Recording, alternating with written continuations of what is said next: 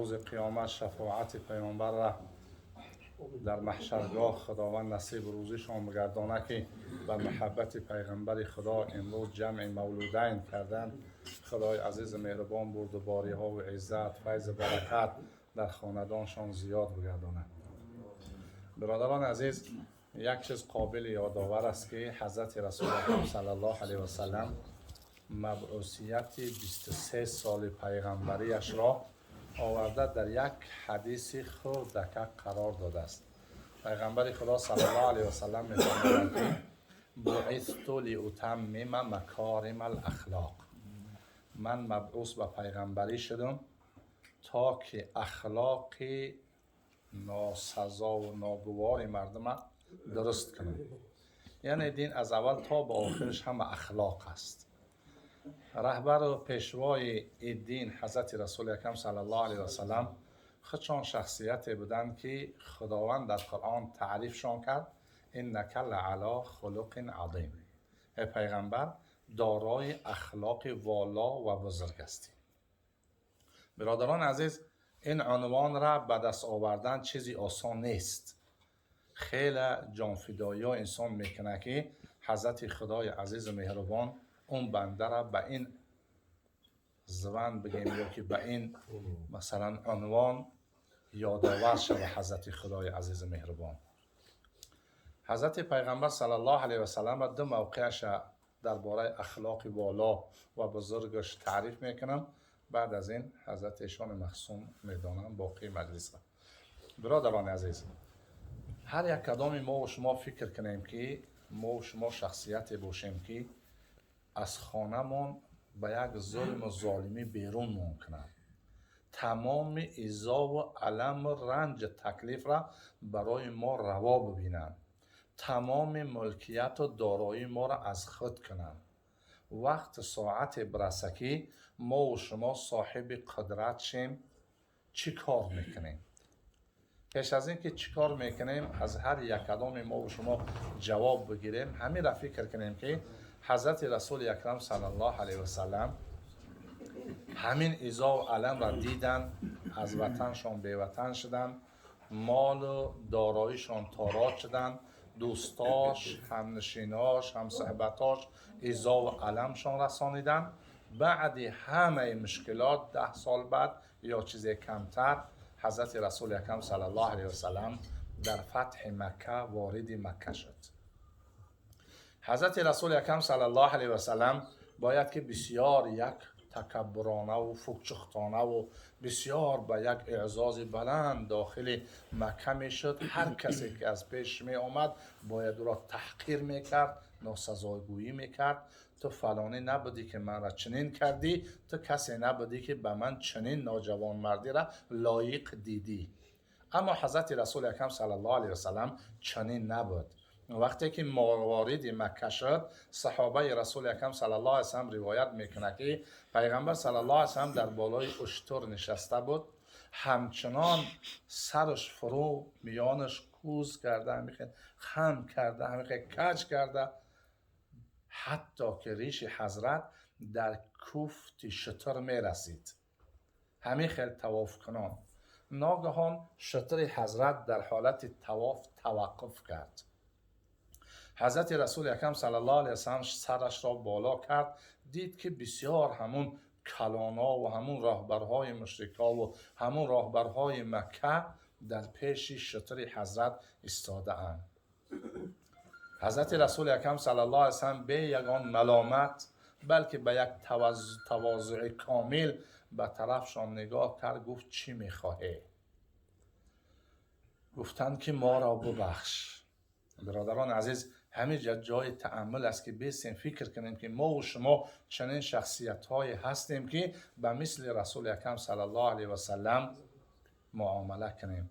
حضرت رسول اکرم صلی الله علیه و سلم به طرف اونها خطاب کرد: ما تظنون، یعنی شما چی گمان میکنید که اینقدر ناجوان مردی را در مقابل من روا دیدید، من به شما چی ها کنم؟ شما چی فکر میکنید؟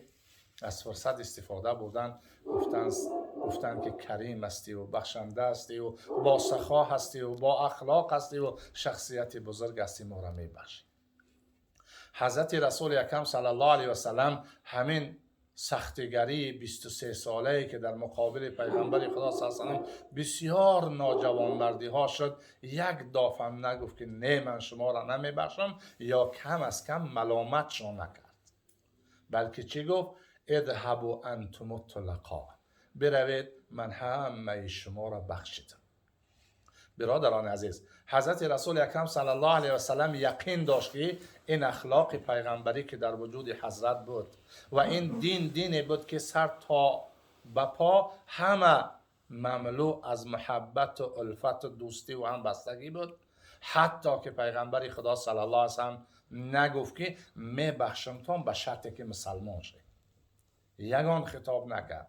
چرا؟ رسول اکرم صلی الله علیه و سلم از خود باوری داشت که این اخلاقی که من دارم مجبور میشوند که اینا پیش من سرخم کنند. برادران عزیز، تاریخ اسلام شاهد است کلانترین دولت اسلامی در روی دنیا اندونزیا است. تقریبا 254 میلیون اهالی داره. 254 میلیون نه جنگ شد، نه شمشیرکشی شد، نه تیر و توپزنی شد، بلکه به اخلاق خوب مسلمان ها که تاجرهای مسلمان اخلاق پیامبری برای خودشان اختیار کردن، لحظه های شد که آنها هم سر فرود آوردن، از دین وثنیت و بتپرستیشان رو گردانیدن، به دین اسلام روی آوردن. برادران عزیز، انا همین اخلاق والای پیامبری است. دوم موقعی که در حیات رسول اکرم صلی الله علیه و سلم، برادران عزیز، ضرور است که ما و شما اون را هم بدانیم. حضرت رسول اکرم صلی الله علیه و سلم در زمان دعوت مکیش وارد مکه میشید، دید که یک زنی عجوز کمپیر، یک انسان عاجزه، یک انسان پیران سال وارد مکه میشود. حضرت رسول اکرم صلی الله علیه و سلم به طرف انسان نظر کرد، گفت ای مادر، اجازت است که همین بار سنگینی تو را من گرفته وارد مکه کنم.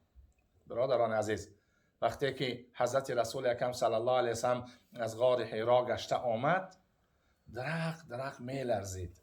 حضرت خدیجه رضی الله عنها به پیغمبر خدا صلی الله علیه و سلم گفت که اون چیزی که به طرف تو هجوم کرد یا حمله کرد یا که پیش تو آمد که اون ملائکه بود، هیچ غمگین نشه، هیچ بدبخت و هیچ بدی ها بر بالای تو نمی آید. از جمله اخلاق هایی که بر بالای تو یگان بدبختی نمی آید، حضرت رسول اکرم صلی الله علیه و سلم خدیجه مادرمان گفت که تو وزمینی های مردم را به کتفت میگیری. وقتی که چنین انسان باشه که ملت و مسلمان و مردم و کم انسانیت را وزمینیاش تو بر دوشت میگیری، خداوند هیچ وقت را بدبخت نمیکنه. ای محمد نترس. همین رسول اکرم صلی الله علیه و سلم به طرف همین عجوزه، همین زن خطاب کرد که بیا همین باری وزمینی تو را من گرفته وارد مکه کنم. پس این زن گفت من پول ندارم که در بدل خدمتت برای تو رفتیم.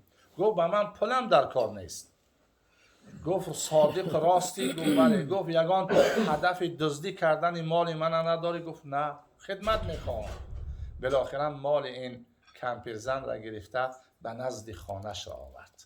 این کمپیر گفت نباشه، من پول مال ندارم، بیا در خانم بدرا که یک چای یک نان بتیم در بدل خدمتت. حضرت رسول اکرم صلی الله علیه و سلم گفت نه. گفت نباشه، یک نصیحتت میکنم، هیچی را که قبول نداره همین نصیحت من را قبول کن. گفت بگو. گفت میدانی در مکه یک جوان هست با نام محمد؟ گفت بله میدانم. گفت بسیار انسانی هست که مردم را از پسر از پدر، زن را از شوهر و پدر را از مادر جدا میکنه. نصیحت من برای تو همه که هر کجای همون را دیدی قطیش نشین، قطیش گپ نزن، هم صحبت نشه قطیش. بسیار خوب. نگاه کن برادر عزیز، من خودت ممکن که این لحظه ای که اینقدر خدمت ها کردیم برای زن، وقتی که این سخن در مقابل ما یا که پروپاگاندایی که در مقابل من تو میبره، من از تو نفرت کرده 100 توف و لعنت دروش میکنیم میریم. حضرت رسول اکرم صلی الله علیه و سلم یک مشه خنده کرده، حرکت کرد. زن همسایه این حوار و این محور این گپ را میشنیدن. گفت ای مادر با که صحبت کردی؟ گفت همین جوان بسیار انسان خوب است. از همون بیرون مکه مال وزمینی مرا بر کتفش گرفت وارد مکه کرد. پول نخواست و گفتم بیا طعام چیزی بخور، نگفت. یک نصیحتش کردم. گفت چی نصیحتش کردی؟ گفت نصیحت کردم که جوان به نام محمد است، از قفای اون نره. این زن یک مشه خنده کرد، گفت همون محمد است. گفت نه. گفت فریادش کرد بالاخره آمد. گفت همون محمدی که من مردم را از تو میترسانم، تو همون محمد هستی؟ گفت بله همون هستم. گفت قسم به خدا چه دعوای داری راسته ای؟ انسانی که وزمینی و مشکلات مردم به دوشش بگیره، انسانهای محتاج حاجتشان روا کنه، بیمارهاشان خبر بگیره، کمبغلاشان دستگیری کنه، انسانهایی که اونها به یک مثلا سخنهای خوب و به یک گفته‌های خوب احتیاج دارن، با اونها هم جایگی و هم صحبت شوه. او انسان نیست که خدا او را دروغگو بگردانه. همین بود که عبدالله ابن سلام از طرف یهودی ها وقتی